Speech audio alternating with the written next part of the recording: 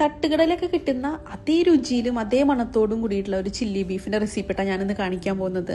അടിപൊളി കിഡു ആയിട്ടാണ്. ബീഫൊക്കെ ഇഷ്ടമുള്ളവർക്ക് ധൈര്യമായിട്ട് ട്രൈ ചെയ്യാം. 1/2 കിലോന്റെ കട്ട് ചെയ്യാത്ത ഒരു പീസ് മൊത്തമായിട്ടാണ് എടുത്തേക്കാൻ കേട്ടോ. നിങ്ങൾക്ക് വേണമെന്നുണ്ടെങ്കിൽ ചെറിയ ചെറിയ കഷ്ണങ്ങളാക്കി കട്ട് ചെയ്ത് മേടിക്കാം. നമ്മൾ സാധാരണ റെസ്റ്റോറൻറ്റിലൊക്കെ കിട്ടുന്ന പോലെ നീളത്തിൽ കട്ട് ചെയ്തെടുക്കാൻ വേണ്ടിയാണ് ഞാൻ മൊത്തത്തിൽ ഇങ്ങനെ എടുത്തിട്ടുള്ളത്. ഉപ്പ്, മഞ്ഞൾപ്പൊടി, കുരുമുളക് പൊടി, അതിന് പ്രത്യേകിച്ച് അളവൊന്നുമില്ല, കുറേശ്ശെ ചേർക്കുക. 1/2 ടീസ്പൂണോളം കുരുമുളകിന്റെ പൊടിയൊക്കെ ചേർത്തിട്ടുണ്ട്. ഒരു 1/4 കപ്പ് വെള്ളം ഞാൻ ചേർത്തിട്ടുണ്ട്. കുറച്ച് ഇറച്ചി ആയതുകൊണ്ടാണ് ഞാൻ വെള്ളം ചേർത്തത്. ഒരു 1 കിലോനൊക്കെ ഉണ്ടെങ്കിൽ നമ്മൾ വെള്ളം ചേർക്കേണ്ട ആവശ്യമില്ല. അഥവാ ഇതിന്റെ സ്റ്റോക്ക് കിട്ടിയില്ലെങ്കിലോ എന്ന് വെച്ചിട്ടാണ് കേട്ടോ. സ്റ്റോക്ക് നമുക്ക് ആവശ്യമുണ്ട്. എന്തായാലും ബീഫ് വന്നിട്ടുണ്ട്. കുറച്ച് വെള്ളം വറ്റിച്ചെടുത്തു. ബാക്കി ബീഫ് എടുത്ത് ചൂടാറിയതിന് ശേഷം ഇതുപോലെ ചെറിയ നീളത്തിലെ കഷ്ണങ്ങളാക്കിയിട്ട് ഞാൻ കട്ട് ചെയ്തെടുത്തിട്ടുണ്ട്. ഇത്രയുണ്ട് വീതി വേണ്ട, അതുകൊണ്ട് ഞാൻ ഒന്നുകൂടി ഒന്ന് ചെറുതാക്കി മുറിച്ചിട്ടുണ്ട് കേട്ടോ. പിന്നെ സ്റ്റോക്ക് കുറച്ച് വറ്റിച്ചെങ്കിലും ബാക്കി സ്റ്റോക്ക് എടുത്ത് വെച്ചിട്ടുണ്ടെങ്കിൽ നമുക്ക് ആവശ്യമുണ്ട് കേട്ടോ. ഇത്രയും കഷ്ടപ്പെട്ടിട്ട് നീളത്തിൽ മുറിച്ചെടുക്കണമെന്നില്ല കേട്ടോ. നമ്മൾ സാധാരണ കറി വയ്ക്കുന്ന പീസിൽ നമുക്ക് ഇതുപോലെ ചെയ്തെടുക്കാം.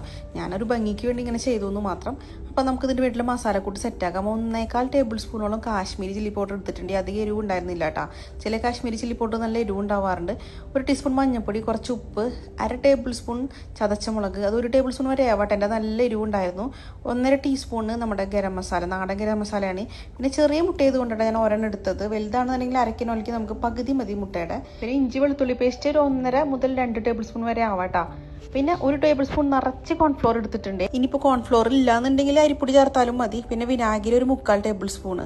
എല്ലാം കൂടി നല്ലപോലെ മിക്സ് ചെയ്യണം. നമുക്കിത് മിക്സ് ചെയ്യാൻ വേണ്ടിയിട്ട് നമ്മൾ ചേർക്കുന്നത് ബീഫിന്റെ സ്റ്റോക്ക് കേട്ടോ. നേരത്തെ ഞാൻ പറഞ്ഞില്ലേ, ബീഫിന്റെ സ്റ്റോക്ക് കുറച്ച് വറ്റിച്ചെടുത്തിട്ടുണ്ടായിരുന്നു. ബാക്കി നമുക്ക് ഇതിലേക്ക് മിക്സ് ചെയ്യാൻ വേണ്ടിയിട്ട് എടുത്ത് വെച്ചിട്ടുണ്ടായിരുന്നു. ബീഫിന്റെ നെയ്യും ഫ്ലേവറൊക്കെ നല്ലപോലുള്ള സ്റ്റോക്കും കൂടി ചേർക്കുമ്പോൾ പ്രത്യേക സ്വാദാണ് കേട്ടോ.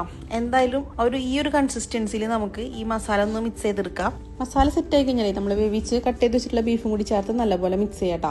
ബീഫ് വേവ് കൂടി കഴിഞ്ഞാൽ ഈ സമയത്ത് ആകെ പൊടിഞ്ഞു പോകും. അതുകൊണ്ടാണ് ആദ്യം നമ്മൾ ശ്രദ്ധിക്കണം, വേവിച്ചെടുക്കുമ്പോൾ അധികം വെന്ത് പോവാണ്ട് ഒരു 80% വേവാൻ പാടുള്ളൂ. എന്തായാലും മസാല ഒക്കെ മിക്സ് ചെയ്തിട്ട് അധികം നേരമൊന്നും ഞാൻ വെച്ചിട്ടില്ല. നമ്മൾ സൺഫ്ലവർ ഓയിലാട്ടാ ഇത് വറുത്തെടുക്കുന്നത്.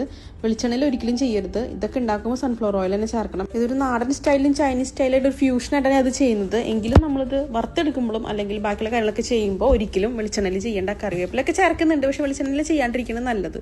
ബീഫ് തിരിച്ചും മറിച്ചൊക്കെ ഇട്ടിട്ട് വേഗം തന്നെ സംഭവം സെറ്റാക്കി എടുത്തിട്ടുണ്ട്. ലാസ്റ്റ് കോരി എടുക്കുന്ന സമയത്ത് നമ്മൾ കുറച്ച് പച്ചമുളകും കറിവേപ്പിലും കൂടി ചേർത്തിട്ട് ഒന്ന് മിക്സ് ചെയ്തിട്ട് വേണം കേട്ടോ. അപ്പോൾ പ്രത്യേക ഒരു ഫ്ലേവറാണ്. നിങ്ങളിത് ചെയ്യുകയാണെന്നുണ്ടെങ്കിൽ ഈ ഒരു സ്റ്റെപ്പ് എന്തായാലും മാറ്റിക്കളയരുത്. എന്തായാലും കറിവേപ്പിലും പച്ചമുളക് ഇട്ടിട്ടൊന്ന് മിക്സ് ചെയ്തിട്ട് വേണം വറുത്ത് കോരാൻ വേണ്ടിയിട്ട്. അതേ വെളിച്ചെണ്ണയിൽ തന്നെ കുറച്ച് വെളിച്ചെണ്ണ മാറ്റിയിട്ടുണ്ട്. 1.5 ടേബിൾ സ്പൂൺ ടൊമാറ്റോ കെച്ചപ്പും 1.5 ടേബിൾ സ്പൂൺ സോയാ സോസും കൂടി മിക്സ് ചെയ്താണ്. പിന്നെ നമ്മുടെ ബീഫിന്റെ സ്റ്റോക്ക് ബാക്കി ഉണ്ടായിരുന്നതും കൂടി മിക്സ് ചെയ്തിട്ട് ഇതെല്ലാം കൂടി നല്ലപോലെ മിക്സ് ചെയ്തിട്ട് മീഡിയം ഫ്ലെയിമിൽ വെച്ചിട്ട് നല്ലപോലെ ഒന്ന് വെട്ടി തിളപ്പിക്കണം. ബീഫിന്റെ സ്റ്റോക്കും എന്തായാലും ഒഴിക്കണം, എന്നാലട്ടാ ഒരു വിചാരിച്ച ഫ്ലേവർ കിട്ടോളം. എന്തായാലും നല്ലപോലെ ഒന്ന് മിക്സ് ചെയ്യണം. ആ സോസിന്റെ ഇതിൻ്റെയൊക്കെ പച്ചമണം ഒന്ന് പോയിക്കോട്ടെ. സംഭവം നല്ലപോലെ ഒന്ന് വെട്ടി തിളച്ച് വരുന്ന സമയത്ത് നമുക്ക് ഒരു സവോളത്തെ ക്യൂബായിട്ട് മുറിച്ചെടുത്താ കേട്ടോ. പിന്നെ ഒരു ക്യാപ്സിക്കത്തിന്റെ പകുതിയും ക്യൂബായിട്ട് മുറിച്ചതാണ്. ഇതിട്ടിട്ട് ഹൈ ഫ്ലെയിമിൽ, ഇനി എല്ലാം ഹൈ ഫ്ലെയിമിൽ തന്നെ ചെയ്യണേ. നല്ലപോലെ ഒന്ന് മിക്സ് ചെയ്തെടുക്കണം. സവോളയും ക്യാപ്സിക്കം വല്ലാണ്ടൊന്നും വഴണ്ട് വരണ്ട. ഒരു 1/2 ടീസ്പൂണിന്റെ അടുത്തായിട്ട് പഞ്ചസാര ചേർക്കുന്നുണ്ട്. ഒക്കെ നിങ്ങളുടെ ഇഷ്ടത്തിനനുസരിച്ച് ടേസ്റ്റ് നോക്കിയിട്ട് ചേർത്താൽ മതി. പിന്നെ നമ്മൾ നേരത്തെ വറുത്ത് വെച്ചിട്ടുള്ള ബീഫും കൂടി ചേർക്കുക.